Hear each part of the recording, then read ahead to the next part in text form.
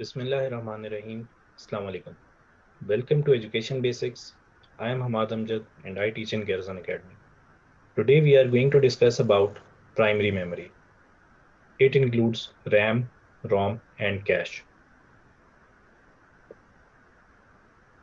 Why do we need memory? The first question that arises in our mind is that if we have storage devices, which are also called secondary memory, then why do we need primary memory?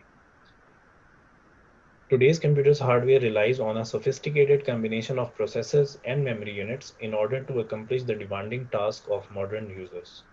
Complementing the powerful central processing unit is an array of memory and storage units. Computer memory primarily consists of four distinct types: RAM, ROM, CMOS, and cache. Depending upon the specific task at hand, a computer's central processing unit CPU can request assistance from various memory units found inside the computer hardware. Basically computer memory हमें इस वजह से चाहिए होती है कि हमारी जो सीपीयू जो सेंट्रल प्रोसेसिंग यूनिट है, जो हमारा माइक्रो प्रोसेसर है, उसकी जो प्रोसेसिंग स्पीड है वो बहुत ज़्यादा है। अगर हम हार्ड डिस्क से डाटा रिट्रीव करेंगे तो उसमें आपके प्रोसेसर के इतने फास्ट होने का कोई फ़ायदा ही नहीं रहेगा। आपको लैग फील होगा अपनी प्रोसेसिंग के अंदर, आपको फील होगा कि आपका कंप्यूटर जो है वो स्लो ऑपरेट कर रहा है। तो रैम और कैश मेमोरी जो होती है ये बहुत ज़्यादा फास्ट मेमोरी होती है और हम इसको यूज़ करते हैं। उसके अलावा जो रोम और सीमॉस है उनका पर्पस थोड़ा सा डिफरेंट है, वो भी हम आगे अभी हम चारों मेमोरीज के पर्पस को रीड करेंगे। Number one, ROM. ROM is classified as non-volatile memory or permanent memory. ROM typically hosts firmware and other fixed content that won't need to be replaced or modified at frequent intervals. It stores the BIOS, basic input-output system of computer, and the startup or boot process. Until the hardware is either removed or modified, the data stored in the ROM would likely remain undisturbed. तो basically रोम जो है वो आपके पास एक non volatile means एक permanent memory है। Volatile क्या चीज़ होती है? जो चीज़ हवा में स्प्रेड हो जाए, ख़त्म हो जाए। For example petrol. पेट्रोल की बॉटल को अगर आप ओपन एटमॉस्फेयर के अंदर छोड़ देंगे तो वो थोड़ी देर के अंदर सारा का सारा पेट्रोल जो है वो एवेपोरेट हो जाएगा। ऐसी चीज़ को हम कहते हैं वॉलेटाइल, जो कि हवा के अंदर डिफ्यूज हो जाती है, ख़त्म हो जाती है। इसी तरह से आप परफ्यूम वगैरह की एग्जांपल्स भी ले सकते हैं। ठीक है, वो सारे के सारे वॉलेटाइल ऑब्जेक्ट्स हैं। तो यहाँ पर हम उस कॉन्टेप्ट कॉन्सेप्ट को यूज करते हुए ये कह सकते हैं कि रोम जो है वो हमारे पास एक नॉन वॉलेटाइल या परमानेंट मेमोरी है। मेन जिसके ऊपर जो डाटा है वो एवेपोरेट नहीं हो जाएगा हवा के अंदर, वो उसके अंदर रहेगा। रोम टिपिकली होस्ट फर्मवेयर, जो आपके जो डिवाइस के जो ड्राइवर्स होते हैं, जो आपके कंप्यूटर के अंदर जो बेसिक जो बायोस होता है, ठीक है, बेसिक इनपुट आउटपुट सिस्टम, जिसके अंदर सारी आपकी कंप्यूटर के अंदर जितनी भी मदरबोर्ड के साथ कॉन्फ़िगरेशन वगैरह सेटिंग्स वगैरह हैं वो सारी की सारी होती हैं, वो स्टोर होती हैं। और नंबर थर्ड, आपका जो बूट अप प्रोसेस है वो स्टोर होता है। बूट प्रोसेस या स्टार्टअप प्रोसेस जो है वो क्या है कि आपकी ऑपरेटिंग सिस्टम की लोकेशन, आपके ऑपरेटिंग सिस्टम को मेमोरी के अंदर लोड करना होता है। ठीक है, आप जब भी कंप्यूटर वगैरह ऑन करते हैं फौरन आपकी स्क्रीन के ऊपर विंडोज लिखा हुआ नहीं आ जाता। पहले जो है वो कंपनी का नेम आएगा, उसके बाद थोड़ी सी प्रोसेसिंग होगी, थोड़ा टाइम के बाद 1.5 मिनट्स के बाद जो है फिर आपका वो विंडोज का लॉगिन आएगा और उसके बाद जो आपकी विंडोज जो है वो ओपन होगी। तो इस सारे टाइम जो है वो आपका कंप्यूटर आइडल नहीं होता, बल्कि वो बूट प्रोसेस से गुजर रहा होता है, जिसमें रोम ने जो है वो आपके ऑपरेटिंग सिस्टम को रैम के ऊपर लोड करना होता है और फिर उसकी प्रोसेसिंग जो है वो सेंट्रल प्रोसेसिंग यूनिट के अंदर स्टार्ट होती है। It has three common types: PROM, EPROM, and EEPROM. Programmable ROM, erasable programmable ROM, and electrically erasable programmable ROM. Programmable Rome means जिसको हम प्रोग्राम कर सकें, उसके ऊपर कोई कोड वगैरह एंटर कर सकें। इरेजेबल प्रोग्रामेबल रोम मीन्स कि आप उसके ऊपर से डाटा वापस इरेज भी कर सकते हैं। इलेक्ट्रिकली इरेजेबल प्रोग्रामेबल रोम मीन्स कि सिर्फ इलेक्ट्रिकल मेथड से ही डाटा को इरेज कर सकेंगे उसके ऊपर से। उसके बाद हमारे पास आती है RAM. The primary function of RAM is to store any essential content such as machine code or instructions that is currently being used by the computer in a task or application.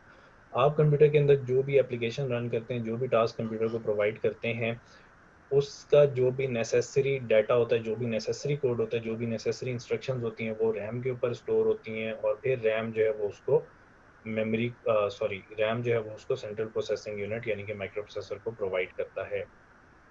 ये हम बात कर रहे थे beginning में कि आपको memory क्यों चाहिए होती है, प्राइमरी मेमोरी क्यों चाहिए होती है, क्योंकि जो आपकी हार्ड डिस्क है वो एक स्लो ड्राइव है, हमें फास्टर ड्राइव चाहिए होती है ताकि हम प्रोसेसिंग स्पीड को मैच कर सकें। One of the unique attributions of RAM is that data can be read and written at nearly simultaneous speeds within RAM.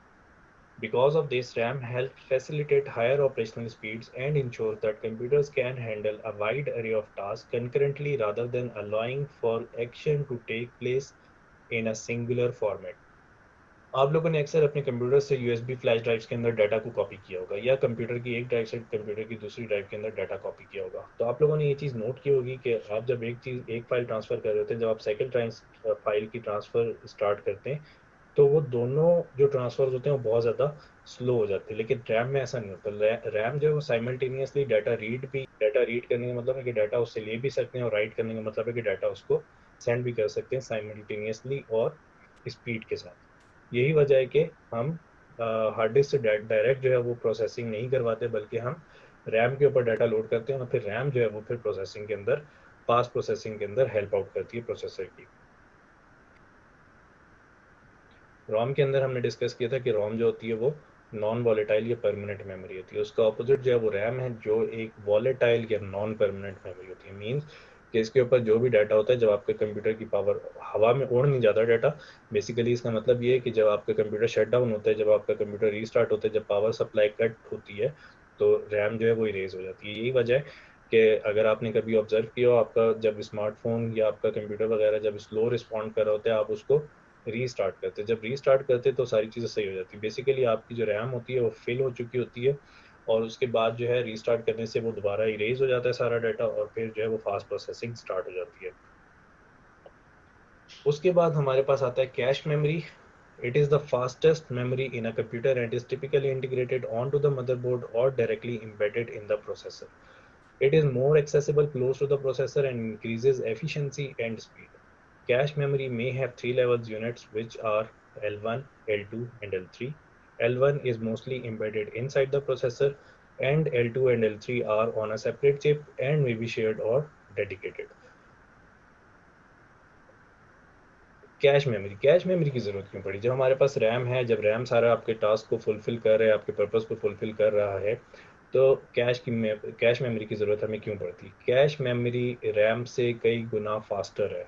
RAM faster है हार्ड डिस्क से, लेकिन still it can not compete with the processing speed of the micro processor. तो हमने एक और memory को introduce करवाया जो कि रैम से कई गुना ज़्यादा फास्ट है, और अब हमारी जो प्रोसेसिंग है वो और ज़्यादा फास्ट हो चुकी है। इसमें थ्री लेवल्स आते हैं basically, level one, level two and level three. Level one is mostly inside the microprocessor. जो अब नए माइक्रो प्रोसेसर आ रहे हैं उनके अंदर ही जो है वो मेमोरी एक स्मॉल, ये जो तीनों लेवल्स हैं, एक बहुत कैश मेमोरी एक बहुत छोटी सी मेमोरी होती है, जिसके अंदर आपकी सिर्फ मेन इंस्ट्रक्शंस आती हैं। कैश मेमोरी फास्ट क्यों होती है? फास्ट इस वजह से होती है क्योंकि ये सबसे ज़्यादा एक्सेसिबल होती है और सबसे ज़्यादा क्लोज होती है आपके माइक्रो प्रोसेसर के। तो जो कम्युनिकेशन है between processor and the cache memory, उसके अंदर जो आपको जो टाइम है, जो पहले रैम से हो रहा था, अब वो टाइम रिड्यूस हो गया है, और ये एक फास्टर मेमोरी है, ये ज़्यादा क्विकली रिस्पॉन्ड करती है एज़ कम्पेयर टू रैम। इस डायग्राम में आपको सारी चीज़ें जो है वो क्लियर हो जाएंगी। सबसे पहले आपके पास टॉप पे ऑरेंज कलर के अंदर सीपीयू है, उसके बाद कैश मेमोरी है, फिर रैम है, और फिर मेमोरी डिवाइसेस है। अब आपका जो सारा डाटा है वो सारा का सारा कहाँ स्टोर हुआ होता है? वो आपकी मेमोरी यानी कि जो स्टोरेज डिवाइसेस हैं उनके ऊपर स्टोर हुआ होता है, आपकी हार्ड डिस्क की यूएसबी फ्लैश ड्राइव्स वगैरह के अंदर। वहाँ से जब आप कोई भी एप्लीकेशन ओपन करते हैं तो उसकी जो नेसेसरी फाइल्स हैं जिन्होंने एग्जीक्यूट होना होता है वो रैम के ऊपर ट्रांसफ़र होंगी। ठीक है। अगर कैश मेमोरी नहीं है तो रैम डायरेक्टली फिर सीपीयू के साथ यानी कि प्रोसेसर के साथ कम्युनिकेट करेगी, और अगर कैश है तो फिर रैम से वो डाटा कैश के ऊपर जाएगा, और फिर कैश जो है वो सीपीयू के साथ सारी कन्वर्सेशन यानी कि सारी कम्युनिकेशन करेगा, और आपके सारे डाटा को प्रोसेस करने में सीपीयू की हेल्प करेगा। तो डायग्राम के अंदर आपको फ्लो भी नज़र आ रहा है कि सीपीयू से सबसे करीब जो है वो कैश मेमोरी है, उसके बाद रैम है, और सबसे ज़्यादा दूर जो है वो मेमोरी आपकी डिवाइसेस हैं, जो आपकी हार्ड डिस्क और यूएसबी फ्लैश ड्राइव्स वगैरह हैं।